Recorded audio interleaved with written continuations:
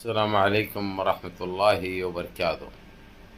عزیزان ملت اسلامیہ، آپ تمام امتی کو ابو فیصل کی طرف سے سلام عرض ہے۔ گھر میں بڑی پردہ نشین عزت دار ماں اور بہنوں کو ابو فیصل کی طرف سے سلام عرض ہے۔ بہرحال اللہ سے امید ہے آپ لوگ خیریت سے ہوں گے، اللہ کی حفاظت میں ہوں گے، ان ملعونوں کی ملامت سے، ان فرقہ پرستوں کی فرقہ پرستی سے محفوظ ہوں گے۔ اللہ آپ لوگوں کو اپنے حفظ امان میں رکھے، اللہ اپنی حفاظت میں رکھے، اللہ ہر آفات سے، ہر شر سے محفوظ رکھے۔ بہرحال میرے عزیز دوستوں، میرے بھائیوں، دیش کے حالات سے بھی آپ لوگ واقف ہیں اور دیش کے باہر کے حالات سے بھی آپ لوگ واقف ہیں، لیکن یہ آپ کا بھائی ساری دنیا کی خبریں آپ لوگوں کی جھولی میں ڈال رہا ہے تاکہ آپ لوگ ہر خبر کی جانکاری رکھ سکے، ساری دنیا میں کہاں پر کیا چل رہا ہے ہر چیز کی جانکاری رکھ سکے اور آپ لوگ گمراہ نہ ہو، خاص کر ان گودی میڈیا، اس نسل حرام، کیونکہ یہ بیج کہاں سے آیا ہے اپنے کو پتہ نہیں، گندگی کے علاوہ، جھوٹ کے علاوہ اور کچھ نہیں رہتا ان کے پاس، لیکن یہ آپ کا بھائی ہر ممکن کوشش کر رہا ہے کہ آپ لوگ ہر خبر کی جانکاری رکھ سکے، ان لوگوں کے گمراہی میں نہ آئے۔ بہرحال میرے عزیز دوستو، میرے بھائیوں، آپ لوگوں کو فلسطین کا تو اچھی طرح پتہ ہے، جو حالات بنے ہوئے اسرائیل کے، جو وہاں کے جو پرائم منسٹر ہے نیتنیاہو، ان کی تو جنپت کا انڈا ہو گیا ہوا ہے۔ اب اتنے بسان دے رہے انہوں اور پورے سڑ گئے، جتنے چھوڑے گئے تھے ان کو، جتنی پیاس کاٹی گئی تھی اب پوری سڑ گئے، اندر سے کیڑے گر رہے ہیں ان کو۔ یہ تو ہونا ہی تھا، کب تک جو ہے سب بچے رہیں گے۔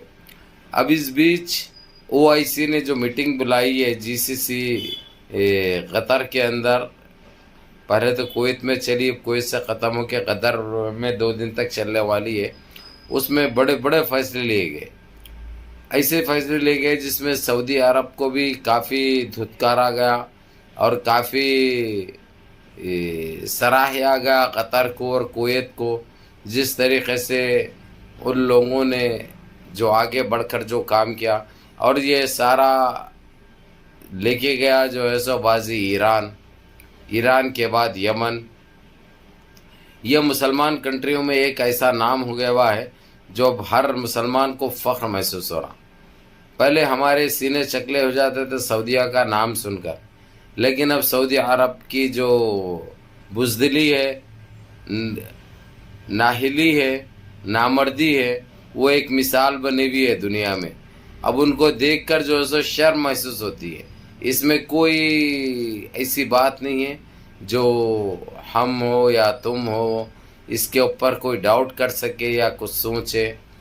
اس بیچ سب سے بڑی چیز او آئی سی کے رہنے سے رجب طیب اردگان بہت سامنے رہے، لیکن اب سامنے دکھ رہے، انہوں جب ضرورت پڑی تھی ان کی تو انہوں بھی پیٹ دکھائے تھے، لیکن انہوں جو بتائے تھے جس طریقے سے،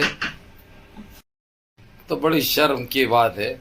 تو سعودیہ کے لیے اتنے باتیں سننے کو ملے ہیں، اور سعودیہ کو سارے جی سی سی کے ممالک، صرف او آئی سی نہیں، جی سی سی کے سارے ممالک نے بڑا سنایا ہے، جو کہ ہر مسلمان کے لیے چاہے کوئی بھی ہو ایک شرم سے محسوس ہوتی ہے۔ سب سے زیادہ قطر نے تو جو ہے سو بغیر قطر کی اور سعودیہ کی پہلے نہیں بنتی تھی، آپ لوگوں کو اچھی طرح پتہ ہے، سعودی عرب نے اپنی طاقت اور اپنے پاور کا غلط استعمال کرتے ہوئے قطر کے اوپر ایسے کچھ پابندیاں بھی عائد کر دیے تھے، ان کا جانا آنا بھی بند تھا وہ کنٹریوں کو، لیکن کویت کی مدد لیتے ہوئے برابر وہ لوگ اپنے رشتہ دار ہے، وہ ہے، یہ ہے، برابر ملاقاتوں کا سلسلہ جاری رکھے۔ حالانکہ قطر سے کوئی فلائٹ سعودیہ نہیں جاتی تھی، سعودیہ سے کوئی فلائٹ قطر نہیں آتی تھی، کویت، بحرین بیا کے تھرو جاتے تھے یہ لوگ۔ لیکن میرے عزیز دوستو، میرے بھائیوں، آپ لوگوں کو یہ بتا دوں، سعودیہ کے پاس ایک نیچ اور گریوی حرکت یہ ہے ہمیشہ سے، یہ کرتا تو کچھ نہیں لیکن اس کو جھیلتے ہوئے چلو بولتا انہیں، اور مدد تو کسی کی نہیں کرتا، مدد خود کروا لیتا ہے، اور لوگوں کو یہ چیز پتہ نہیں ہے۔ کویت کا اتنا خرچ تھا اس کے سعودیہ کے اوپر، سعودی عرب دینے کا تھا، کویت کو دینے کے لیے ٹال مول کر رہا تھا، تو آخری میں کویت نے معاف کر دیا اس کو، بولا تو دے تو نہیں سکتا، صرف وعدے کر سکتا، وعدہ خلافی کر سکتا، تیری دینے کی اوقات نہیں ہے واپس پلٹانے کی، ہم تیرے کو معاف کرتے ہیں، جا تیرے کو معاف کر دیتے ہیں. یہ بہت بڑی بات ہے بھائی، یہ بہت بڑی بات ہے. یہ تاریخ اٹھا کے دیکھیے آپ لوگ. جو غزو کے ٹائم پہ جس وقت عراق نے کویت پہ قبضہ کیا تھا، عراق جو کویت پہ قبضہ کیا تھا، وہ ٹائم پہ امریکہ کی ملٹری کو، سعودی عرب کو بھی خطرہ تھا. بھر لیا وہاں پہ سارا خرچہ جو ہے سو کویت نے اٹھایا. اس کے بعد کویت کی آزادی کے بعد، غزو کے بعد جب تحریر ملی یہ لوگوں کو، تحریر کے بعد بھی کویت نے ہر وہ چیز کا جہاں تک سعودی عرب کی حفاظت کے لیے جو رکھے گئے تھے اس کے اوپر اس نے برابر یہ مدد بھی کرتی رہی، برابر ہر قسم کی مدد کیا. کویت نے ہر قسم کی مدد کیا، یہاں تک کہ جو امریکہ کا خرچہ تک بھی، امریکہ ہو چاہے برطانیہ ہو، ان ساروں کا خرچہ کویت نے اٹھایا. یہ چیزوں کو نظر انداز نہیں کر سکتے. بھلا انہوں جھوٹ بول سکتے، انہوں ہمارے ان کے وجہ جملے بازی کر سکتے، اور سوائے تکلیفیں دینے کے علاوہ، اذیتیں دینے کے علاوہ، دھوکہ دینے کے علاوہ اور کبھی کچھ نہیں کیا سعودیہ نے. ابھی مثال سامنے ہے، جب یمن جس طریقے سے جو کوہرام مچایا، جو امریکہ کے اوپر بھاری پڑا، اسرائیل کے جو اس کے اوپر بھاری پڑا، جس طریقے سے اما بہن کرا، تو کون مدد کر رہا تھا ان کی؟ امریکہ کو ہو یا اسرائیل کو مدد پہنچانے والا سعودی عرب تھا. اب یہ ساری چیزیں معلوم ہو چکے ہیں عوام کو بھی اور دنیا کو بھی. یعنی ایک ڈوغلا اور دھوکے باز ہے سعودیہ، اس کے علاوہ کچھ نہیں ہے. ہم کتنا بولو اس کو پیچھے ڈال لیتے ہیں، اسی لیے ایک ہمارا میم بھائی ہے، ایک ہمارا مومن بھائی ہے، لیکن یہ اندر سے جانتے ہیں یہ کتنا کمظرف انسان ہے، کتنا کمینہ انسان، کتنا ڈوغلا انسان ہے. یہ ایک حقیقت ہے، یہ ایک سچائی ہے. یہ سارے چیزیں پروفوں کے ساتھ سامنے رکھے گئے. اسی لیے سعودیہ کے اوپر یہ لوگ کوئی بھی بھروسہ کرنے کے لیے تیار نہیں تھے. یہاں تک کہ جب بات آئی ترکی کی، رجب طیب اردگان کی، رجب طیب اردگان کو بھی دو چیزوں سے بڑا ٹائٹ کیا گیا. ایک تو ان کی حال حقیقت، جو انہوں نے اس لڑائی کے ٹائم پہ جو آگے آنا چاہیے تھا، انہوں نے وہاں پہ دوائیں پہنچانے کے لیے، وہاں پہ کھانا پہنچانے کے لیے یہ توجہ دی. یہ مدد نہیں کرے تھے انہوں بھی کہ جس طریقے سے فلسطین کے اوپر، غزہ کے اوپر جو معصوم بچوں کو شہید کیا جا رہا ہے، جو جانے جا رہے ہیں، اس کے اوپر ٹویٹیں کرتے رہے، خالی میں یہ کر دوں گا، میں وہ کر دوں گا، میں ساودھان کرتا ہوں، میں وارننگ دیتا ہوں. وارننگ کے علاوہ، باتوں کے علاوہ کچھ نہیں. یہ چیز بھی سامنے آئی تو وہاں پہ یہ حساب کتاب ہوا کون کتنا کام کرے. لیکن ابھی تک یہ باتیں کرنے کی کسی میں ہمت نہیں تھی. یہ پہلی مرتبہ OIC نے یہ سوالات کیے، چاہے ایران ہو، چاہے لبنان ہو،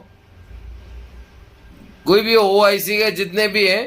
حالانکہ اس میں رشیا، کوریا وغیرہ حالانکہ بہت مدد کرے، لیکن وہ لوگ OIC میں نہیں آتے، OIC کا حصہ نہیں ہے. وہ OIC 57 ممالک کی مسلم کنٹریوں کا ایک وہ ہے، گروپ ہے، ایک کمیٹی ہے، جو کہ جو ہے سو سارے یہ ممبر ہے سب کو. اور یہ ہمارے پڑوس کا تو جو ہے سو ایک نہیں دو نہیں، ان کا نام و نشان بھی لینا مناسب نہیں سمجھے، کیونکہ انہوں کدھر کے بھی نہیں، سوائے باتوں کے اور کچھ بھی نہیں کر سکتے انہوں.